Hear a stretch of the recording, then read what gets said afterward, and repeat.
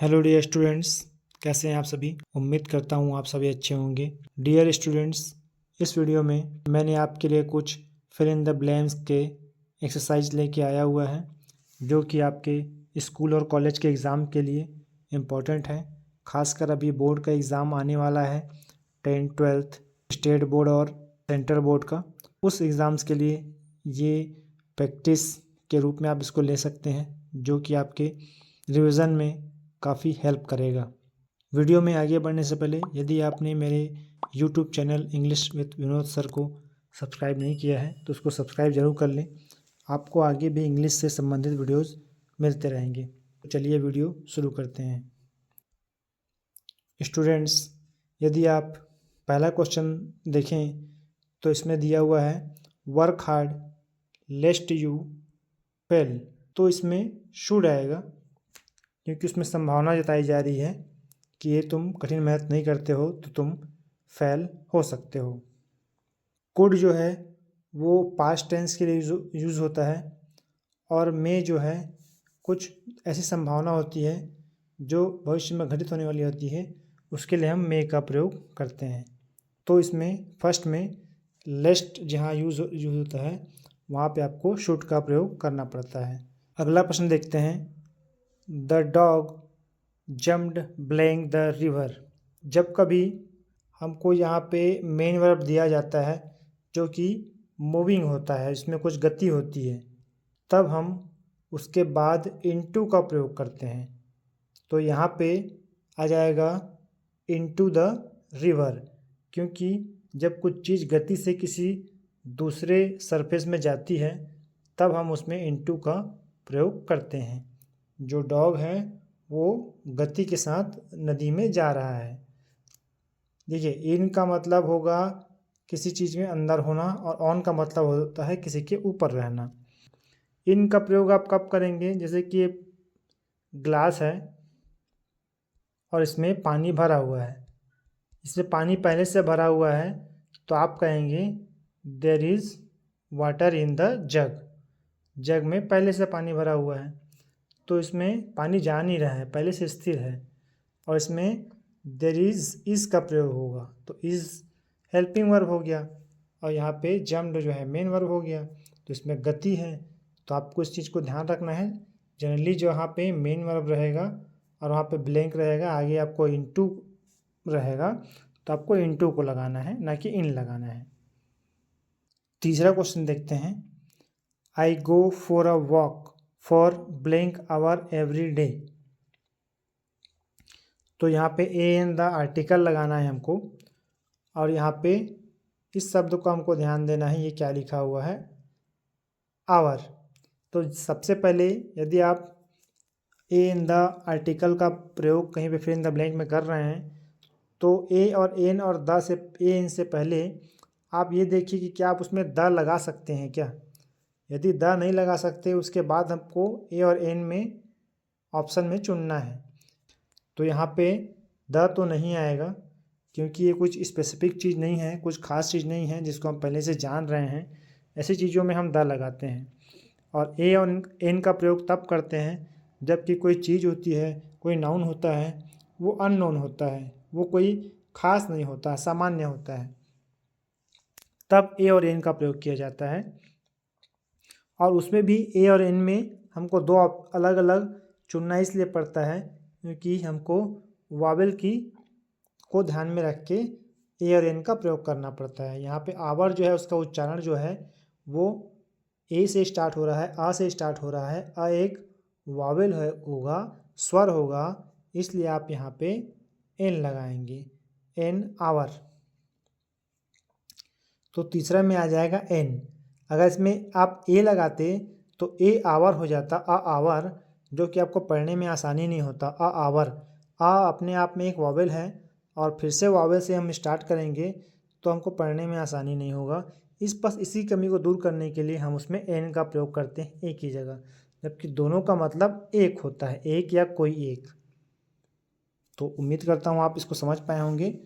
और तीसरे क्वेश्चन में आ जाएगा एन। चौथा क्वेश्चन अगर हम देखें, the teacher was standing blank the students. तो यहाँ पे 3 ऑप्शन दिया गया है, बिटवीन, एमंग और अलोंग। तीनों का मतलब हम समझ लेते हैं। बिटवीन का मतलब होता है 2 लोगों के बीच में। जैसे यहाँ पे 2 लोग हैं, उसके बीच में ये बॉक्स वाला जो व्यक्ति है बैठा हुआ है, तो यहाँ पे ये बिटवीन हो जाएगा, ये जो बॉक्स में है। और एमंग का मतलब हो जाएगा कि इस बॉक्स वाले व्यक्ति के आसपास बहुत सारे लोग हैं, तब हम इसको एमंग कहेंगे। तो बिटवीन का मतलब 2 लोगों के बीच में, और एमंग का मतलब होता है बहुत लोगों के बीच में। तो यहाँ पे हमको एक शब्द मिल रहा है स्टूडेंट्स। स्टूडेंट्स मतलब बहुत सारे बच्चे, तो यहाँ पे एमंग का प्रयोग होगा, ना कि बिटवीन का। यहाँ पे हमको एमंग का प्रयोग करना है। और एलोंग जो शब्द है उसका भी मतलब हम जान लेते हैं। एलोंग का मतलब क्या होता है, किसी भी नदी के या सड़क के किनारे किनारे जाना, इसको बोलेंगे एलोंग। चलिए आगे बढ़ते हैं। 5वें क्वेश्चन में है, my uncle blank have a bicycle when I was young. Option में है यूज टू, वुड, कुड। यहाँ पे हैव शब्द है जो कि एक स्टैटिक वर्ब है। स्टैटिक वर्ब मतलब जो कि जिसमें कोई एक्शन नहीं होता है, स्थिर रहता है। और एक वर्ब होता है जिसको हम एक्शन वर्ब कहते हैं। 2 तरह के वर्ब होते हैं और दोनों में कुछ अलग अलग कंडीशंस होते हैं। तो यहाँ पे यूज टू और वुड दोनों का जो मतलब है वो पास्ट में होने वाले काम या योग्यता के बारे में दर्शाने के लिए इन दोनों का प्रयोग किया जाता है। और इन दोनों में एक बारीकी सा फ़र्क ये होता है कि पास्ट के एक्शन में दोनों का तो यूज़ होता है, लेकिन जिसमें स्टैटिक वर्ब होगा वहाँ पे स्टैटिक वर्ब में हमको यूज टू का प्रयोग करना है, और बाकी जो एक्शन वर्ब है उसमें हम वुड का प्रयोग करते हैं। मतलब कि वुड का प्रयोग हम स्टैटिक वर्ब में नहीं कर सकते, जबकि यूज टू का प्रयोग हम दोनों तरह के वर्ब में कर सकते हैं। स्टैटिक वर्ब किसको कहते हैं, जैसे कि हैव, लव, लिव, ये सब स्टैटिक वर्ब है। इसमें कोई एक्शन नहीं होता है, कोई क्रिया नहीं होती है। जबकि जो एक्शन वर्ब होते हैं वो कौन कौन से होते हैं, जैसे कि गो, कम, जिसमें कुछ एक्शन होता है, गतिविधि होती है। और यहाँ पे ब्लैंक में हमको हैव शब्द मिल रहा है जो कि एक स्टैटिक वर्ब है, इसलिए हमको यहाँ पे यूज टू का प्रयोग करना है, ना कि वुड का। अगला क्वेश्चन देखते हैं, इट ब्लैंक रेन टुडे। तो यहाँ पे संभावना व्यक्त हो रही है, इसलिए हमको यहाँ पे मे का प्रयोग करना पड़ेगा। इट में रेन टुडे। मस्ट का प्रयोग इसलिए नहीं होगा क्योंकि मस्ट जब कुछ ज़रूरी होता है, कुछ चीज़ जिसको करना अनिवार्य होता है, उसके लिए हम मस्ट का प्रयोग करते हैं। और शुड का प्रयोग जब कोई व्यक्ति किसी काम को करने की संभावना हो किसी व्यक्ति का, तब हम शुड का प्रयोग करते हैं। अगला क्वेश्चन देखते हैं, 7वां है, bill works hard blank, question mark लगा हुआ है, उसके बाद doesn't bill, don't he, doesn't ही लिखा हुआ है। ये क्वेश्चन टैग का क्वेश्चन है। डजंट बिल लिखा हुआ है, जबकि बिल इसलिए नहीं आएगा क्योंकि शुरू में जो सब्जेक्ट होता है उसका हमको ऑब्जेक्टिव केस को यहाँ लिखना रहता है। किसी के नाम को हम रिपीट नहीं करते हैं, नाम की जगह ही और शी का प्रयोग करते हैं। तो यहाँ बिल है इसलिए बिल तो नहीं होगा, तो पहला ऑप्शन नहीं होगा। दूसरे में डोंट दिया हुआ है, जबकि यहाँ पे वर्क्स हमको हेल्प मेन वर्ब मिल रहा है जिसमें एस लगा हुआ है, तो इसमें से डज बाहर आना चाहिए था क्योंकि मेन वर्ब में एस लगा हुआ है, तो डोंट नहीं होगा। अगर डजंट होता तो सही हो जाता। तीसरा जो ऑप्शन है उसमें डजंट ही लिखा हुआ है, ये सही है क्योंकि यहाँ पे हम वर्क्स में से हेल्पिंग वर्ब बाहर निकालेंगे तो डज बाहर निकलेगा, और नॉट जोड़ के कॉन्ट्रैक्टेड फॉर्म में डजंट लिख देंगे। और यहाँ का जो बिल है इसका जो ऑब्जेक्टिव केस हो जाएगा यहाँ पे ही हो जाएगा, तो ये सही है। 8वां क्वेश्चन है, Meera is blank only daughter of her parent. मैंने उस समय आपसे कहा था कि इन द आर्टिकल जब भी प्रयोग करें तो आपको सबसे पहले ये देखना है कि आप उस द लगा सकते हैं या नहीं खाली स्थान में। तो यहाँ पे आप ये देखें कि क्या हम इसमें द लगा सकते हैं। Meera is blank only daughter of her parent. यहाँ पे हम ध्यान से सेंटेंस को देखें तो ये कह रहा है कि मीरा जो है अपने पेरेंट्स की इकलौती जो है वो पुत्री है। ओनली मतलब इकलौती, तो इकलौती बोलने से वो खास हो गया, एक ही है। जब कोई चीज़ यूनिक होता है, एक ही होता है, कोई खास होता है, निश्चित होता है, तब हम द का प्रयोग करते हैं, क्योंकि द जो है वो एक डेफिनेट आर्टिकल है। तो यहाँ पे ओनली में आप ये ना सोचें कि यहाँ पे ओनली लिखा है तो आप ए या एन को लगाएंगे। यहाँ पे आप सोचेंगे कि एन ओनली डॉटर ऐसा आ सकता है, लेकिन यहाँ पे एन नहीं आएगा, क्योंकि यहाँ पे द यदि लग जा रहा है तो हमको ए और एन का कोई औचित्य नहीं बचता है। अगला क्वेश्चन देखते हैं। Rajesh has been using this cycle blank 2012। Option में है सिंस, टिल और फॉर। तो जब कभी इस तरह का सेंटेंस आए, has been use, has been, have been या फिर हैव कंप्लीटेड, इस तरह का जो सेंटेंस रहेगा और ऑप्शन में आपको सिंस, फॉर दिया हुआ है, तो आपको पॉइंट ऑफ टाइम और पीरियड ऑफ टाइम का कॉन्सेप्ट समझ के सिंस और फॉर को लगाना है। देखिए सिंस का प्रयोग होता है कब, जब कोई निश्चित समय दिया हुआ होता है। यहाँ पे एक निश्चित समय दिया हुआ है 2012, इसलिए इसमें सिंस का प्रयोग होगा। फॉर इसलिए नहीं रहेगा क्योंकि इसमें निश्चित समय है। यदि इसमें सिर्फ ईयर लिखता, ऐसे 2 ईयर्स ऐसे लिख देता या 5 ईयर लिख देता, तब हम फॉर का प्रयोग करते, लेकिन ऐसा स्थिति नहीं है। इसमें एक निश्चित समय दिया हुआ है, इसलिए हमको यहाँ पे सिंस का प्रयोग करना पड़ेगा। और टिल ऑप्शन में है, इसका मतलब हम समझ लेते हैं। टिल का मतलब होता है किसी समय तक। जैसे मैंने किसी को एक टाइम लिमिट दिया हुआ है, I will wait you till 5 PM, तब यहाँ पे हम टिल का प्रयोग करेंगे। देखिए यहाँ पे सेंटेंस की जो प्रकृति होगी वो थोड़ा अलग होगी। I will wait for you till 5 PM, मैं तुम्हारा 5 बजे तक इंतज़ार करूँगा।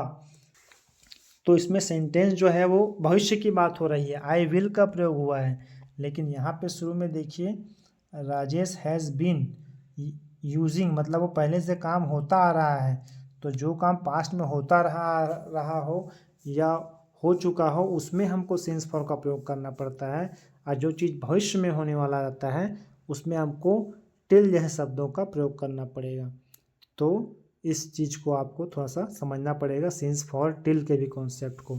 इसमें तो खैर सिंस आएगा।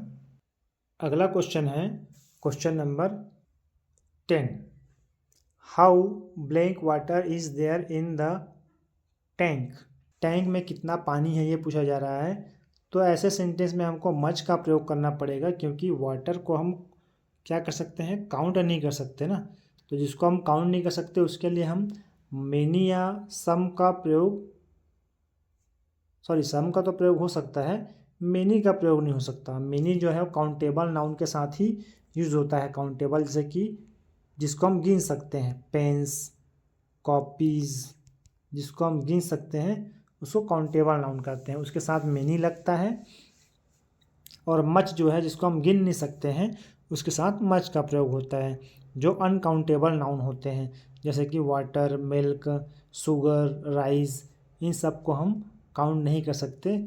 तो हमको इसके लिए मच, ज़्यादा के लिए मच, कम के लिए लिटिल का प्रयोग करना पड़ेगा।